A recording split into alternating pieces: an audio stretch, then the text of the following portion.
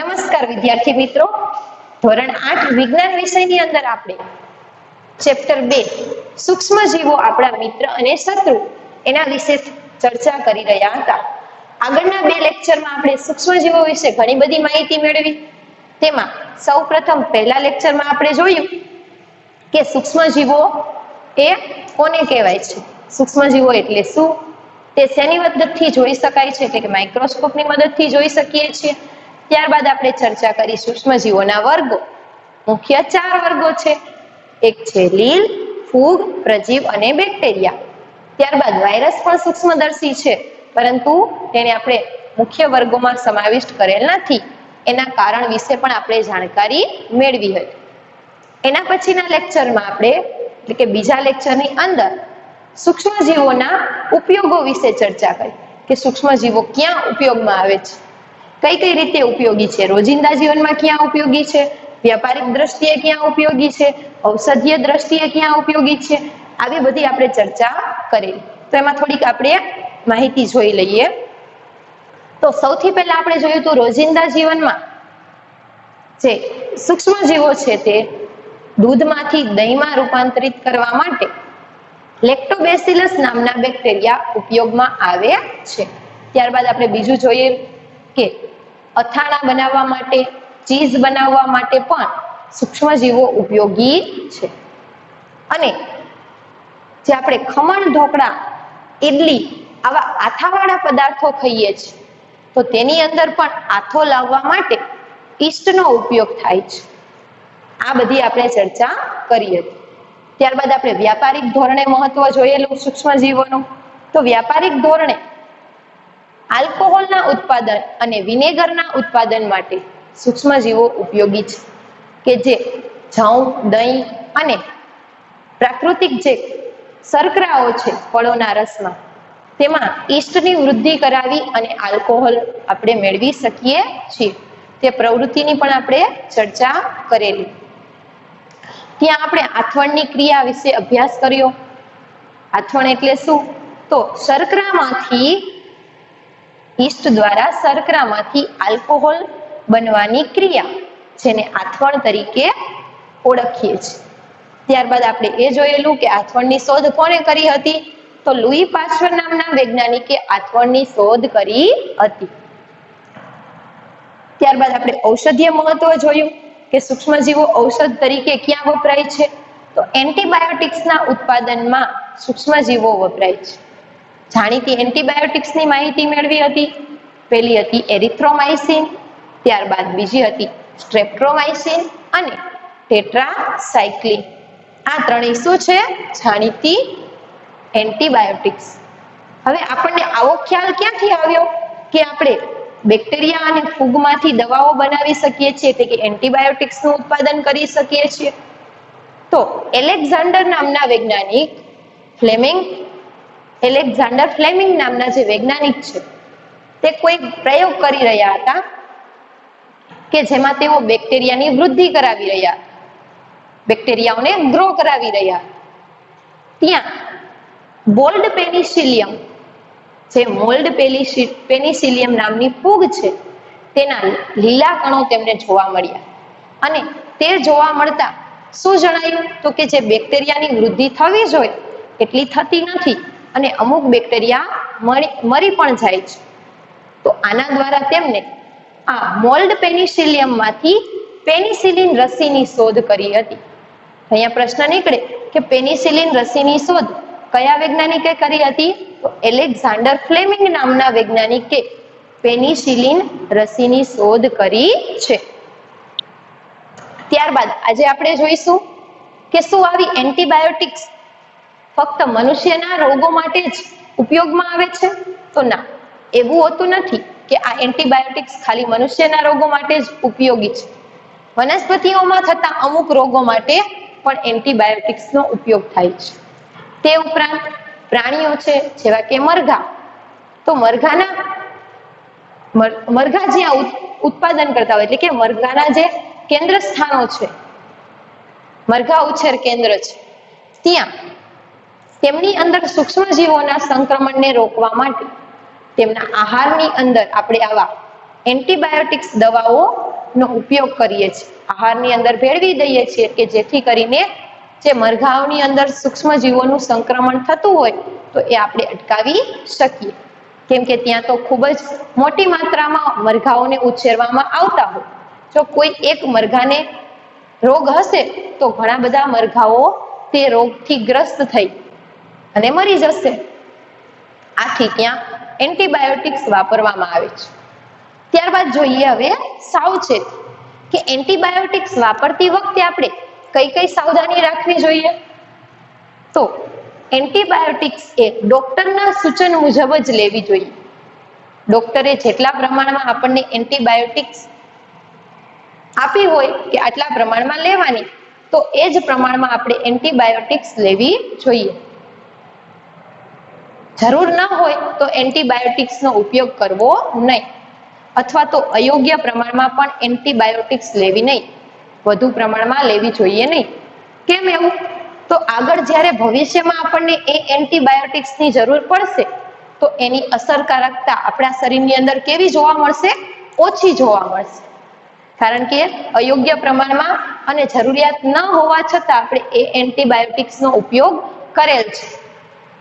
એ ઉપરાંત બીજી પણ અસર જોવા મળે કે આપણા શરીરની અંદર જે ઉપયોગી બેક્ટેરિયા હોય છે તે પણ નાશ પામી શકે છે. આગળ જોઈએ તો શરદી અને તાવ જેવા રોગ છે તેની અંદર આવી એન્ટીબાયોટિક્સ ઉપયોગમાં અથવા તો વધારે અસરકારક નીવડતી નથી, કેમ કે આ બધા રોગ શેનાથી થાય છે? તો વાયરસ દ્વારા ફેલાતા રોગ છે. હવે આપણે રસી વિશે અભ્યાસ કરીએ કે રસી એટલે શું, તે કેવી રીતે કાર્ય કરે છે, રસી કયા કયા રોગ માટે ઉપલબ્ધ છે. તો સૌથી પહેલા જોઈએ રસી એટલે શું. તો તમને ઘણી બધી વાર ટીવીમાં અથવા તો કોઈ છાપામાં અથવા તો કોઈ પોસ્ટરની અંદર રસીના વિજ્ઞાપનો જોયા હશે, એ રસીની એડવર્ટાઇઝમેન્ટ તમે જોઈ હશે. આપણે પોલિયોની રસીની એડવર્ટાઇઝમેન્ટ જોતા હોય કે 2 બૂંદ જિંદગી કે, તો આ પોલિયોની રસી, જે પોલિયોના ટીપા કહીએ છીએ તે પોલિયોની એક રસી જ છે. તો આ રસી શેમાંથી બનાવવામાં આવે છે, તે કેવી રીતે કાર્ય કરે છે એ જોઈએ. તો રસી એટલે શું?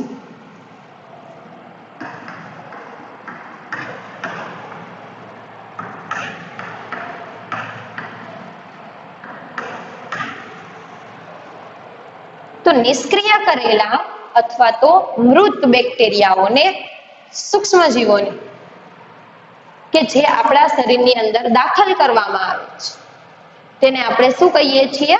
રસી. હવે રસી શું કામ આપવામાં આવે છે, તેનું કાર્ય શું છે?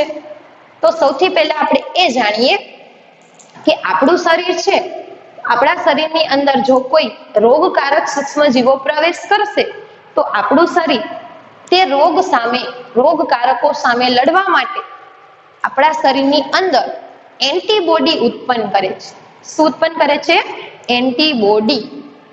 અને આ એન્ટીબોડીની મદદથી જે રોગકારકો આવેલા છે, જે સૂક્ષ્મજીવો, તે નાશ પામે છે. અને આપણું શરીર હંમેશા આ એન્ટીબોડીને યાદ રાખે છે, તો આપણા શરીરની અંદર આ એન્ટીબોડી હંમેશને માટે રહે છે. જો ભવિષ્યમાં કોઈ આ જ રોગના કારકો આપણા શરીરની અંદર દાખલ થશે તો જે એન્ટીબોડી બનેલું છે તેના વડે આપણે રોગ થતો અટકાવી શકીશું. તો રસી પણ અહીંયા એવી જ રીતે કાર્ય કરે છે. રસીમાં શું હોય છે? તો મૃત અને નિષ્ક્રિય કરેલા બેક્ટેરિયા અથવા તો સૂક્ષ્મજીવોનો જથ્થો, એને આપણે શું કહીએ છીએ? રસી કહીએ છીએ. રસીની વ્યાખ્યા લઈએ કે રસી એટલે શું? મૃત અને અથવા લઈએ કે મૃત હોય અથવા તો નિષ્ક્રિય હોય. મૃત અથવા નિષ્ક્રિય કરેલ સૂક્ષ્મજીવોનો જથ્થો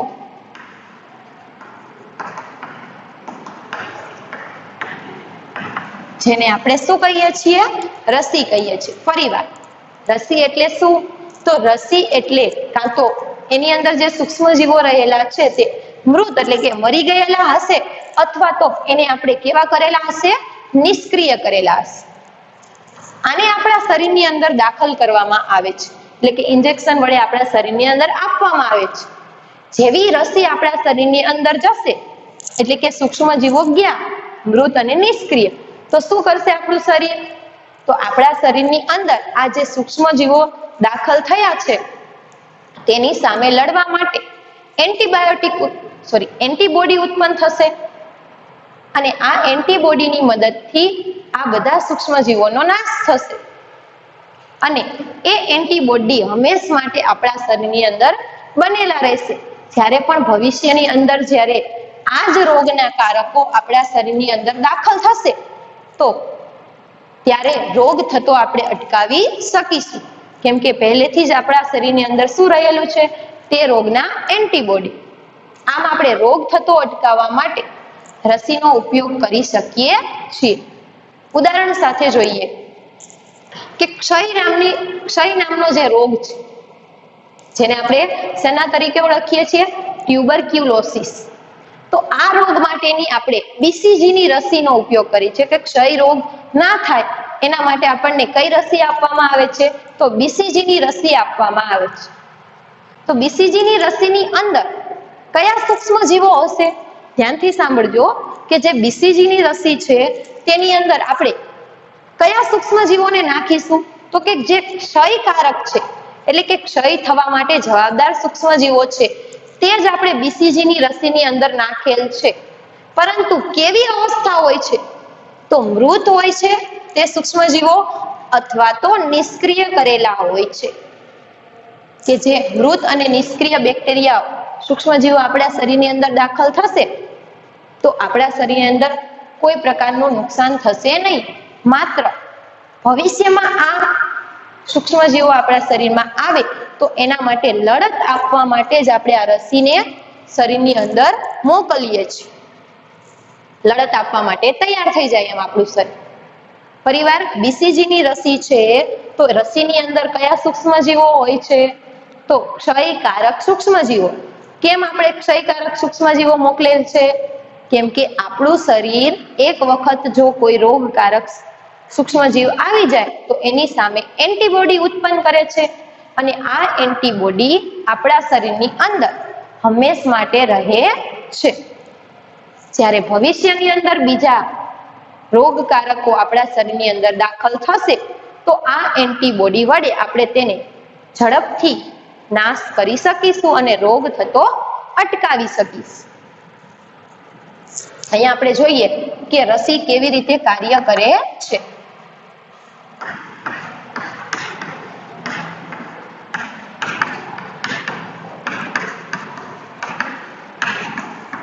આપણને પ્રશ્નની અંદર એવી રીતે પણ પૂછી શકે કે રોગ થતો અટકાવવા માટે રસી ઉપયોગી છે, સમજાવો.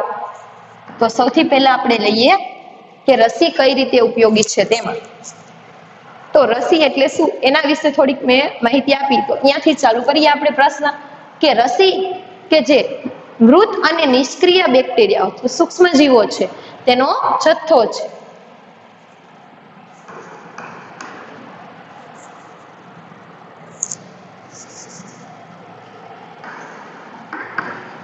આપણું શરીર રોગકારકો સામે લડત આપવા માટે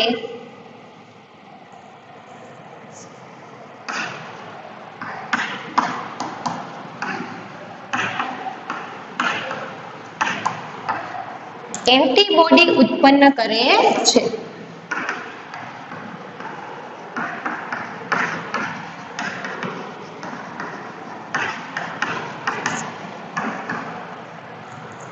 જ્યારે આપણે રસી શરીરની અંદર દાખલ કરીએ છીએ એટલે કે એની અંદર શું જાય છે? સૂક્ષ્મ જીવો. તો બીજો પોઈન્ટ જોઈએ કે રસી દ્વારા જે તે રોગના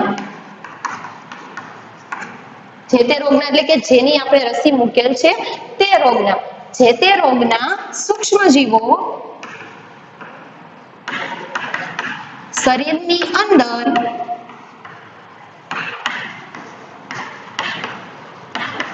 દાખલ થાય છે, આથી આપણું શરીર તેમની સામે લડવા માટે શું ઉત્પન્ન કરશે?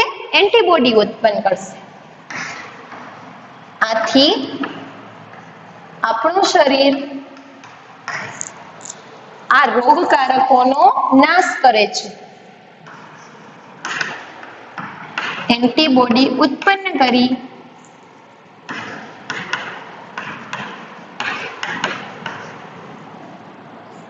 આ રોગકારકોને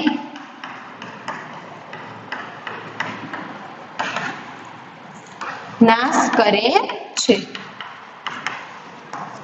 તો હવે તો આપણા શરીરની અંદર રોગકારકો માટેની જે એન્ટીબોડી છે તે તૈયાર થઈ ગઈ છે. ભવિષ્યમાં જ્યારે આવા બેક્ટેરિયા, સૂક્ષ્મજીવો આપણા શરીરની અંદર દાખલ થશે તો એ એન્ટીબોડી વડે કેવી રીતે લડત આપવી તે આપણા શરીરને ખ્યાલ હશે, જેથી આપણે રોગ થતો અટકાવી શકીએ છીએ.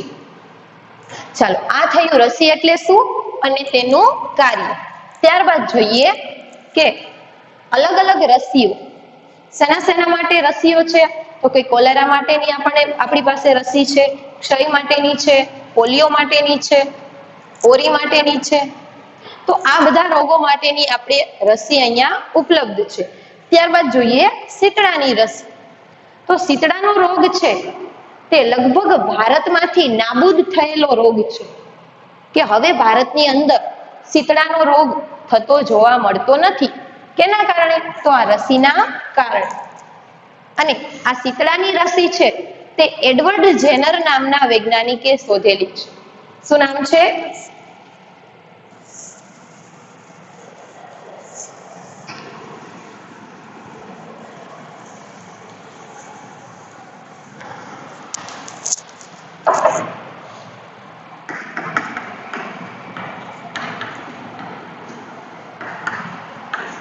શીતળાની રસી કયા વૈજ્ઞાનિકે શોધેલ છે?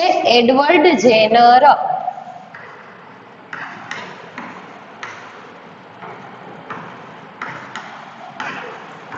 એડવર્ડ જેનર નામના વૈજ્ઞાનિકે આ શીતળાની રસીને શોધી છે.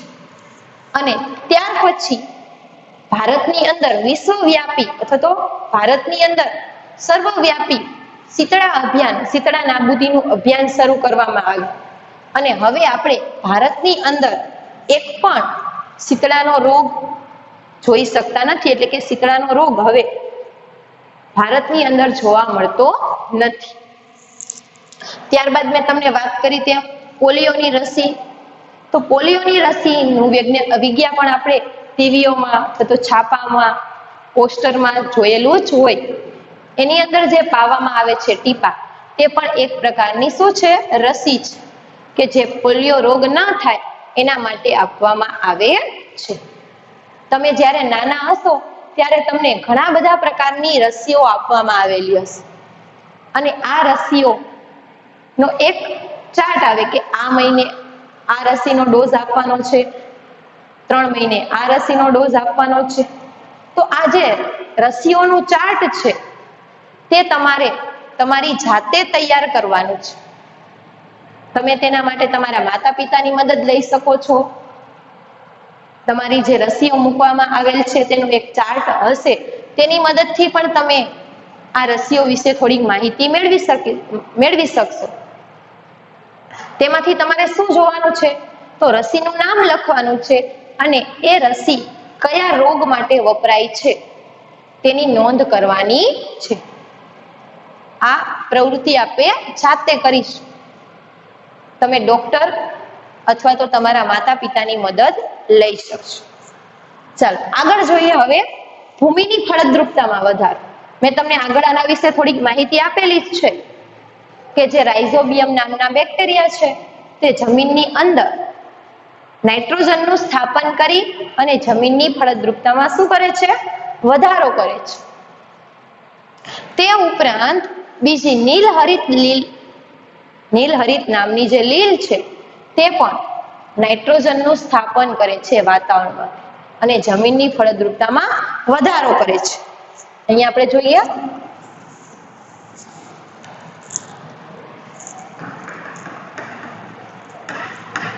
ભૂમિની ફળદ્રુપતા.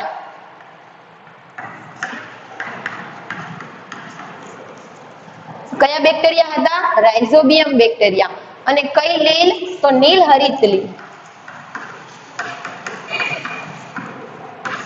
રાઇઝોબિયમ બેક્ટેરિયા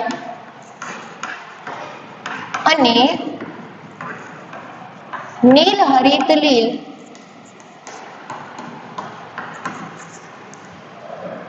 આ બંને જે હવામાં નાઇટ્રોજન છે તેનું સ્થાપન જમીનની અંદર કરે છે.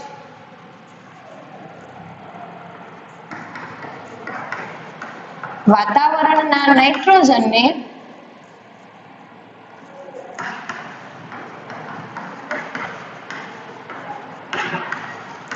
જમીનમાં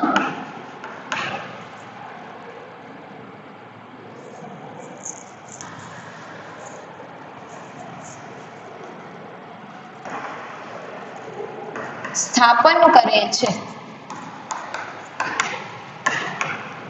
અને નાઇટ્રોજનનું પ્રમાણ વધતા જે વનસ્પતિને જરૂરી પોષક દ્રવ્યો છે, જે નાઇટ્રોજનની જરૂરિયાત છે તે પૂરી થાય છે. આમ આપણે કહી શકીએ કે જમીનની ફળદ્રુપતામાં પણ વધારો થાય છે. એટલે અહીંયા લઈએ જમીનની ફળદ્રુપતા વધે છે.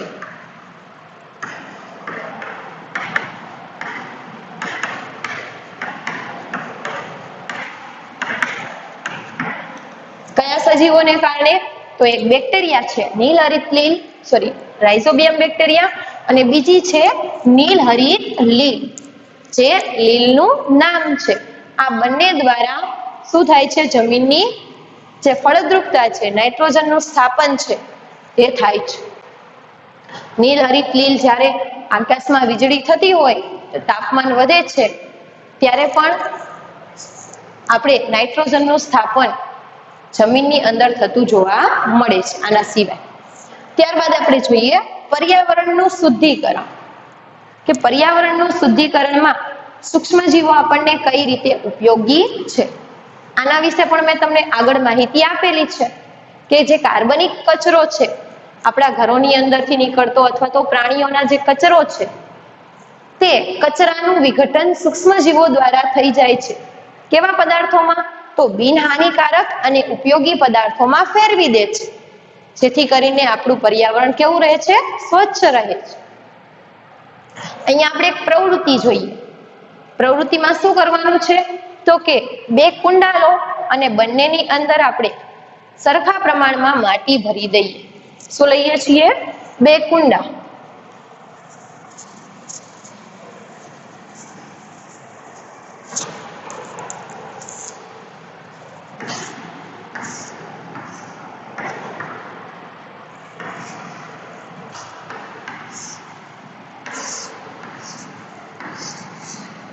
કુંડું A અને કુંડું B, બંનેની અંદર માટી ભરેલી છે અને કુંડા A ની અંદર વનસ્પતિજન્ય કચરો છે, કે વનસ્પતિના પાંદડા છે, શાકભાજીનો કચરો છે, આવી બધી વસ્તુઓ ઉમેરવાની છે.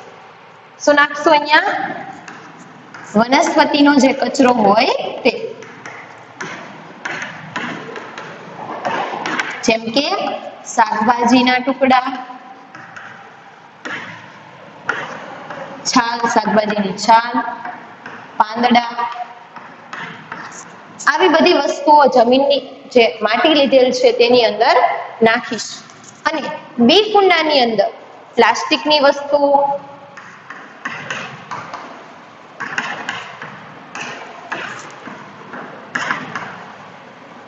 અથવા તો કાચની વસ્તુઓ,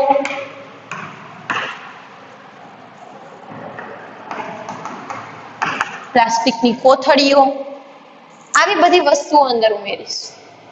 ત્યારબાદ 5 થી 7 દિવસ પછી બંને કુંડા લઈ અને તેનો નિરીક્ષણ કરીએ કે કયા કુંડાની અંદર વસ્તુનું કોહવાટ થયેલું છે, વિઘટન થયેલું છે, અને કયા કુંડાની અંદર વસ્તુનું વિઘટન થતું નથી. તો કુંડા A ની અંદર જે તમે વનસ્પતિજન્ય કચરો નાખેલો છે, શાકભાજીની છાલ, પાંદડા, વનસ્પતિજન્ય કચરો કે છાણ ને એવું, તો આ બધી વસ્તુઓ તમને હવે દેખાશે નહીં, પરંતુ એના સ્થાને શું જોવા મળશે?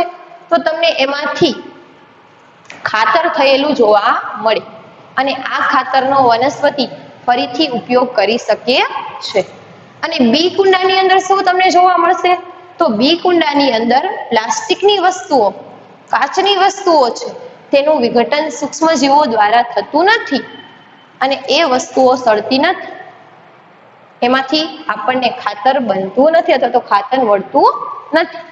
અહીંયા આપણે જે કાર્બનિક કચરો હતો તેનો વહોવાટ થઈ સૂક્ષ્મજીવો દ્વારા શું મળે છે? તો ખાતર મળે છે અને આ જ ખાતરનો વનસ્પતિ ફરીથી પોષક દ્રવ્ય તરીકે ઉપયોગ કરી શકે છે. આમ વનસ્પતિજન્ય કચરામાંથી જ વનસ્પતિને ઉપયોગી પોષક દ્રવ્યો આપણે સૂક્ષ્મજીવોની મદદથી મેળવી શકીએ છીએ. અને અહીંયા આ જે કચરો છે બધો બિનહાનિકારક પદાર્થોમાં ફેરવી નાખે છે, ઉપયોગી પદાર્થોમાં ફેરવી નાખે છે. આથી બેક્ટેરિયા એ પર્યાવરણને શુદ્ધ રાખવામાં પણ મદદરૂપ થાય છે, સૂક્ષ્મજીવો છે. તો અહીંયા આપણે શેના વિશે ચર્ચા કરી? સૌપ્રથમ આપણે જોયું વનસ્પતિ અને પ્રાણીઓમાં એન્ટીબાયોટિક્સનું મહત્વ. જે મનુષ્યની અંદર એન્ટીબાયોટિક્સ મહત્વની છે તેમ મરઘાઓમાં થતા અથવા તો બીજા પ્રાણીઓમાં થતા રોગો માટે પણ એન્ટીબાયોટિક્સ કાર્યરત છે તો કારગર નીવડે છે. વનસ્પતિના રોગોમાં પણ આપણે એન્ટીબાયોટિક્સનો ઉપયોગ કરી શકીએ છીએ. ત્યારબાદ આપણે જોયું સાવચેતી. તો કઈ સાવચેતી રાખવામાં આવે છે? તો ડોક્ટરની સલાહ મુજબ જ આપણે એન્ટીબાયોટિક્સનો ઉપયોગ કરવો જોઈએ અને વધુ માત્રામાં અથવા તો અયોગ્ય પ્રમાણમાં જરૂરિયાત ન હોય ત્યારે એન્ટીબાયોટિક્સ વાપરવી જોઈએ નહીં. નહીતર શું થશે? તો જ્યારે જરૂરિયાત હશે ત્યારે આ એન્ટીબાયોટિક્સ અસરકારક નીવડશે નહીં અને આપણા શરીરની અંદર જે ઉપયોગી બેક્ટેરિયા છે તેને પણ હાનિ પહોંચાડી શકે છે. ત્યારબાદ આપણે જોયું રસી એટલે શું? તો રસી એટલે મૃત અથવા તો નિષ્ક્રિય કરેલા સૂક્ષ્મજીવોનો જથ્થો કે જે શેના માટે વપરાય છે? તો આપણા શરીરની અંદર રોગ થતો અટકાવવા માટે રસીનો ઉપયોગ થાય છે. તે કેવી રીતે કાર્ય કરે છે? તો આપણે સૌથી પહેલા જોયું કે આપણું શરીર એ રોગકારકો સામે લડવા માટે એન્ટીબોડી ઉત્પન્ન કરે છે. જ્યારે આપણે બહારથી રસી દ્વારા સૂક્ષ્મજીવોને મોકલીએ છીએ તો આપણું શરીર આ સૂક્ષ્મજીવો સામે લડવા માટે શું ઉત્પન્ન કરશે? એન્ટીબોડી ઉત્પન્ન કરશે અને આ એન્ટીબોડી આપણા શરીરની અંદર હંમેશ માટે સચવાયેલું રહે છે. ભવિષ્યમાં જ્યારે આવા સૂક્ષ્મજીવો આપણા શરીરની અંદર દાખલ થશે તો આ એન્ટીબોડી વડે તેમનો સામનો કરવામાં આવશે અને આપણને રોગ થતો અટકાવશે. આ છે રસીનું કાર્ય. ત્યારબાદ આપણે જોયું કે એડવર્ડ જેનર નામના વૈજ્ઞાનિકે શીતળા રસીની શોધ કરી હતી અને અત્યારે ભારત દેશની અંદર શીતળા એ નાબૂદ થયેલો રોગ છે કે ભારતની અંદર હવે શીતળાનો રોગ થતો જોવા મળતો નથી.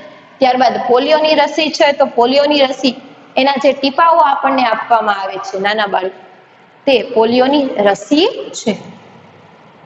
ત્યારબાદ મેં તમને જણાવ્યું ભૂમિની ફળદ્રુપતામાં વધારો કઈ રીતે કરે છે સૂક્ષ્મજીવો? તો રાઇઝોબિયમ બેક્ટેરિયા નાઇટ્રોજનનું સ્થાપન કરે છે અને નીલહરિત લીલ છે તે પણ નાઇટ્રોજનનું સ્થાપન કરે છે.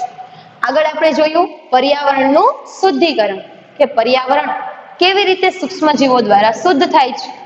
જે કાર્બનિક કચરો છે, પ્રાણીઓના મળમૂત્ર છે, વનસ્પતિજન્ય કચરો છે, આ બધાનું વિઘટન કરી એટલે કે એનો કોહવાણ કરી અને ઉપયોગી અને બિનહાનિકારક પદાર્થોમાં ફેરવી આપે છે જેથી આપણું પર્યાવરણ શુદ્ધ રહે છે.